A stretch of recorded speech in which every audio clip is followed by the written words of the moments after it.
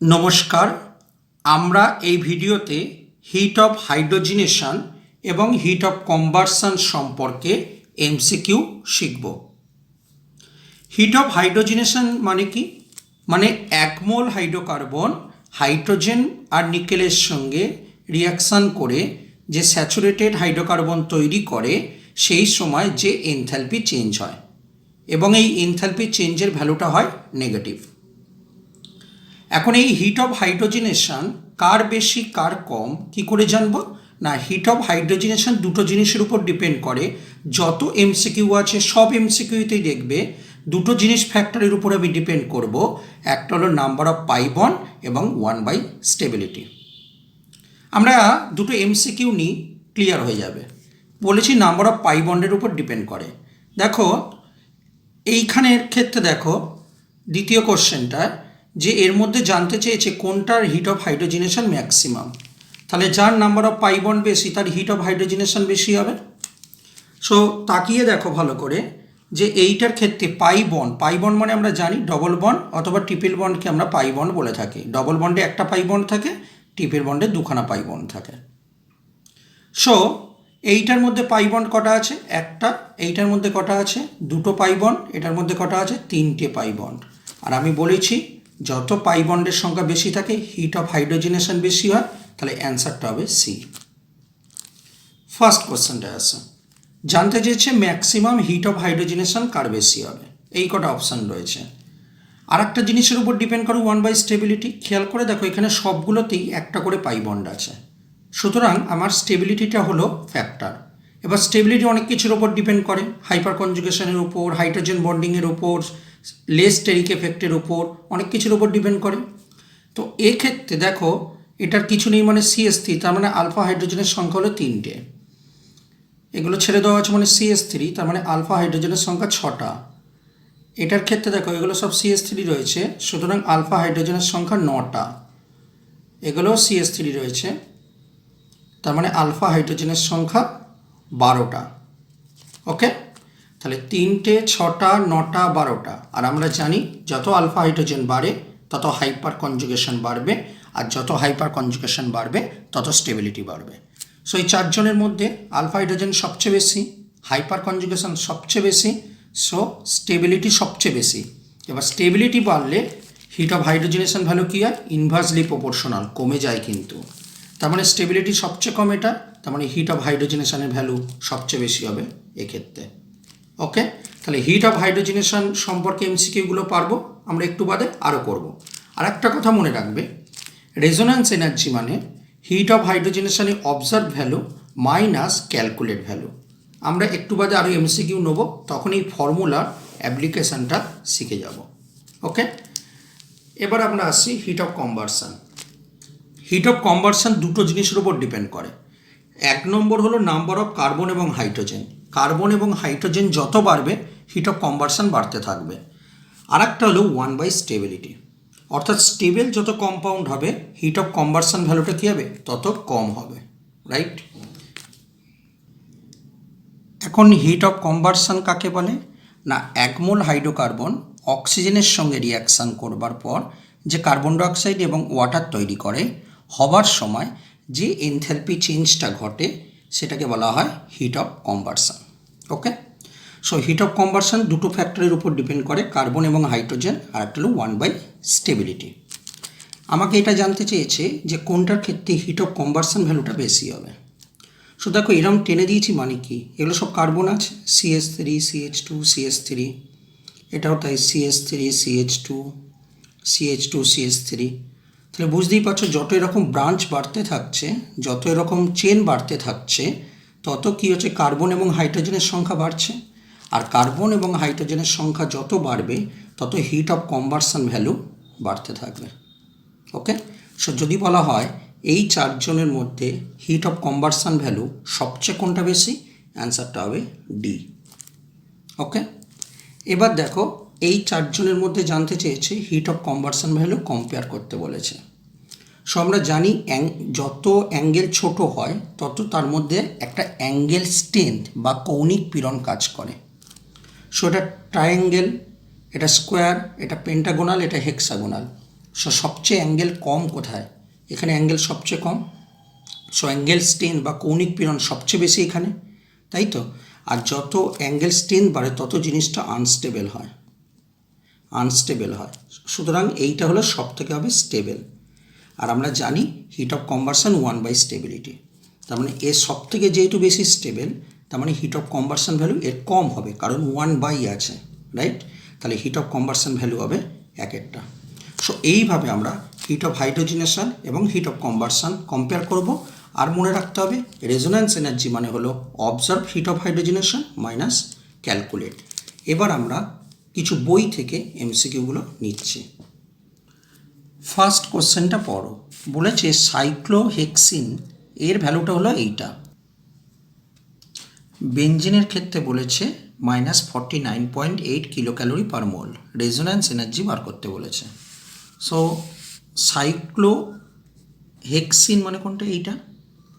তো সাইক্লোহেক্সিনে বলেছে -28.6 kilo calorie per মোল, right? আর বেঞ্জিনের কত বলেছে? বেঞ্জিনের বলেছে -49.8 কিলো ক্যালোরি পার মোল। এবার দেখো রেজোন্যান্স এনার্জি বার করব। তো অবজার্ভ মানে বেঞ্জিনের কতটা পাচ্ছি, এটা কত হবে? -49.8 মাইনাস ক্যালকুলেট মানে এইটা। কিন্তু দেখো বেঞ্জিন আর এইটার মধ্যে ডিফারেন্স হলো বেঞ্জিনের মধ্যে এই রকম ডবল বন্ড আরও দুটো আছে, মানে মোট 3টে ডবল বন্ড। তার মানে আমাকে যে ইনফরমেশান দিয়েছে সেটা হলো একটা ডবল বন্ডের দিয়েছে।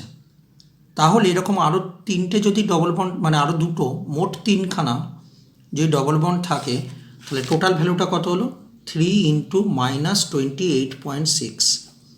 বুঝেছি 3টা কেন মাল্টিপ্লাই হচ্ছে? কারণ বেঞ্জিনের সঙ্গে কম্পেয়ার করছি, বেঞ্জিনের 3খানা ডবল বন্ড আছে, সুতরাং এর ক্ষেত্রেও আমাকে 3খানা এরকম ডবল বন্ড ভাবতে হবে।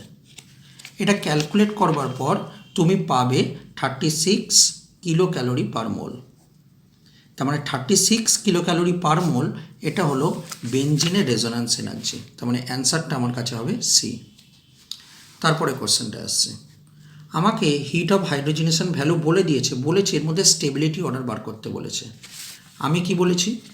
হিট অফ হাইড্রোজেনেশন 1/স্টেবিলিটি, অর্থাৎ হিট অফ হাইড্রোজেনেশন ভ্যালু যার সবচেয়ে বেশি, I repeat, heat of hydrogenation value যার সবচেয়ে বেশি তার স্টেবিলিটি সবচেয়ে কম হবে। তার মানে দেখো হিট অফ হাইড্রোজেনেশন ভ্যালু যদি আমরা কম্পেয়ার করি, তার মানে স্টেবিলিটি সবচেয়ে তার মানে বেশি কার হবে? যার হিট অফ হাইড্রোজেনেশন ভ্যালু সবচেয়ে কম। তার মানে হিট অফ হাইড্রোজেনেশন ভ্যালু সবচেয়ে কম কোনটা আছে? এইটা। তার মানে এটা হলো সবথেকে বেশি স্টেবল। তারপর হলো কোনটা? এইটা। তারপর কোনটা হবে? এইটা। ঠিক আছে? তার মানে এই ভ্যালুটা হলো সবচেয়ে কম ভ্যালু। আচ্ছা, তুমি হয়তো ভাবছো যে মাইনাসের দিক থেকে এটা তো সবচেয়ে কম হচ্ছে। অ্যাকচুয়ালি মাইনাসটাকে আমি দেখবো না কিন্তু, কারণ হিট অফ হাইড্রোজেনেশন ভ্যালুই তো নেগেটিভ, আমি ওটা দেখবো না কিন্তু, আমি শুধু মড ভ্যালুটা দেখবো। তাই মাইনাসগুলোকে অমিট করে তুমি ভাবো সংখ্যার দিক থেকে ভাবো, এইটা, এইটা এবং এইটা, সংখ্যার দিক থেকে ভাবো সবচেয়ে কম এইটা। তার মানে সবচেয়ে কম এইটা মানে হলো হিট অফ হাইড্রোজেনেশন সবচেয়ে কম মানে স্টেবিলিটি সবচেয়ে বেশি, কারণ এটা ইনভার্সলি প্রপোর্শনালে রয়েছে। তার মানে প্রথম হবে এইটা, তারপরে হবে এইটা, তারপরে হবে এইটা। তার মানে 1, 3, 2 সি হবে অ্যান্সার, রাইট? পরের কোশ্চেনটা আরেকটা রেজোন্যান্স এনার্জির কোশ্চেন। আমাকে বলেছি এই কম্পাউন্ড এর মধ্যে কটা ডবল বন্ড আছে? একটা। ভ্যালুটা বলেছে -30। ওকে, বলেছে রেজোন্যান্স এনার্জি 1,3-বিউটাডাইন। দেখো 1,3-বিউটাডাইনের স্ট্রাকচার কি? এইটা। তার মানে এর মধ্যে দুখানা ডবল বন্ড আছে। তার মানে ফর্মুলাটা চলে এসে resonance energy H observe minus H calculate. এবার দেখো রেজোন্যান্স এনার্জি আমি বলেছে 3, তার মানে এখানে 3 বসিয়ে দিলাম। এইচ অবজার্ভটা বার করতে বলেছে।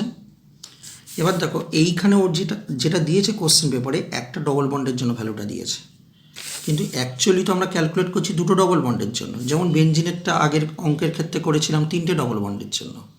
সো যেহেতু দুখানা ডবল বন্ডের জন্য ক্যালকুলেট করছি, তার মানে -2 ইন্টু করতে হবে। 2 ইন্টু কত হবে? 30, -30। সো -30 বসিয়ে দিলাম। যদি এটা বসিয়ে দিই, এটাকে যদি ক্যালকুলেট করি, তাহলে আমার ভ্যালুটা বেরোচ্ছে -57। ইউনিটটা হলো কিলো ক্যালোরি পার মোল। সো আমার কাছে অ্যান্সার কোনটা হবে? অ্যান্সার হবে বি, রাইট। এবার চলে এসো 97-এর কোশ্চেনটা। বলেছে হিট অফ হাইড্রোজেনেশন ভ্যালু, বলেছে এইগুলোর মধ্যে heat of hydrogenation value compare করতে বলেছে। ওকে, কার বেশি কার কম। আচ্ছা, আমি তোমাকে কি বলেছি, হিট অফ হাইড্রোজেনেশন ভ্যালু কার উপর ডিপেন্ড করে? নাম্বার অফ পাই বন্ডের উপর। সো দেখো এখানে দুটো পাই বন্ড, এখানে দুটো আর এখানে একটা, তার মানে এখানে দুটো দুটো একটা, তার মানে যার পাই বন্ডের সংখ্যা কম তার হিট অফ হাইড্রোজেনেশন কম হবে, তার মানে এটা থার্ডে চলে গেল।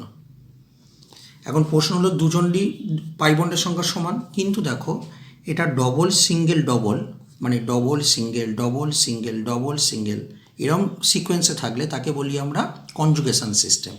সো এটা কনজুগেশনে থাকবার জন্য রেজোন্যান্স করছে, আর রেজোন্যান্স করবার জন্য স্টেবিলিটি বাড়ছে, আর স্টেবিলিটি যত বাড়ছে হিট অফ হাইড্রোজেনেশন কমে যাবে। স্টেবিলিটি যত বাড়ছে হিট অফ হাইড্রোজেনেশন কমে যাবে। তার মানে হিট অফ হাইড্রোজেনেশন যদি কম্পেয়ার করি এই দুটো কম্পাউন্ডের মধ্যে, রেজোন্যান্সের জন্য স্টেবল হওয়ার জন্য হিট অফ হাইড্রোজেনেশনটা এর কম হবে। তার মানে এটা থার্ড, এইটা হবে তোমার কাছে ফার্স্ট, এটা হবে তোমার কাছে সেকেন্ড। তো অপশান কোনটা হবে? C, right. পরেরটা চলে আসে, পরেরটা যদি চলে আসে দেখতে পাবে এখানে দুটো বেনজিন রিং বা ফিনাইল রিং আছে। ফিনাইল রিং মানে কটা? তিনটে করে ডবল বন্ড আছে, এইদিকেও তিনটে করে ডবল বন্ড আছে। সো এখানে পাই বন্ডের সংখ্যা তিনটে তিনটে ছটা পাই বন্ড, রাইট। বেনজিন মানে কি? তিনটে ডবল বন্ড, মানে তিনটে পাই বন্ড, আর এটার ক্ষেত্রে কি আছে? তিনটে পাই বন্ড। সো পাই বন্ডের সংখ্যা যার বেশি, আমি বলেছি পাই বন্ডের সংখ্যা যার বেশি তার হিট অফ হাইড্রোজেনেশন বেশি। সো পাই বন্ডের সংখ্যা বেশি কার? এর, তার মানে এটা হবে ফার্স্টে, হিট অফ হাইড্রোজেনেশন সবচেয়ে বেশি হবে এটা। এখন প্রশ্ন হলো এই দুজনের মধ্যে স্টেবিলিটি কম্পেয়ার করব। আমরা জানি বেনজিন একটা aromatic compound, so aromatic compound বেশি স্টেবল হয়। সো এই দুজনের মধ্যে যেহেতু স্টেবল বেশি, আর আমরা জানি হিট অফ হাইড্রোজেনেশন 1/স্টেবিলিটি, ওকে। তার মানে যেহেতু এটা স্টেবল বেশি, তার মানে হিট অফ হাইড্রোজেনেশন ভ্যালু কম হবে, তার মানে এটা সেকেন্ডে থাকবে।